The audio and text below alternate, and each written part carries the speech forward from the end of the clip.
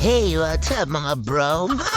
Grabe ang naging bakbakan sa pagitan ni Kai Sotto at Albert Tokyo kahapon. Muntikan pa ma-injured si Kai dahil sa mga siko na pinakawalan ng import ng kalaban. Pati si Yuki Kawamura hindi nagustuhan ng laruan ng Albert Tokyo at nais na ipa-review sa B-League ang mga missed calls at bad officiating kahapon sa laro.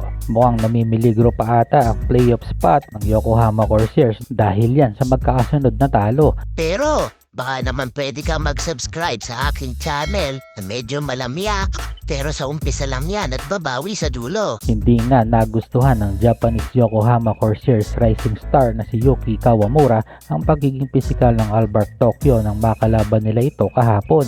Ayon nga kay Kawamura ay ramdam niya ang pagiging pisikal ng mga player ng Albert matapos nga siya mabigyan ng ilang rough plays na pati ang kababayan nating si Kai Sotto ay di nakaligtas sa siko at tulak sa ilalim ng paint. Medyo napuruhan pa nga si Kai Sotto matapos itong mabigyan ng siko ng Lithuanian player sa isang play kung saan bumagsak si Kai sa sakit at inilabas pa sa game para i-check kung malala ang tama nito. Mabuti na lang at nakabalik pa si Kai Sotto sa game at wala naman masyadong naging problema sa kanyang tagiliran at decent points pa rin naman ang naiambag nito sa kanyang team na muntikan pang maipanalo pero malakas talaga at magagaling ang player ng Albert Tokyo.